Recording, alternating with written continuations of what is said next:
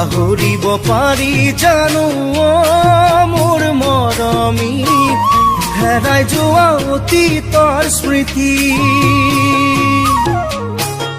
কোনে বাৰু লৈছে খবৰ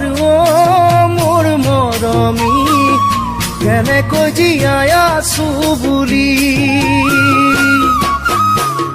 পাহৰিব পাৰি জানো মোৰ মৰমী হেৰাই যোৱা অতীতৰ স্মৃতি কোনে বাৰু লৈছে খবৰ মোৰ মৰমী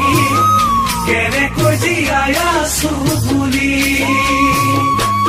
এনেকৈ এদিন বা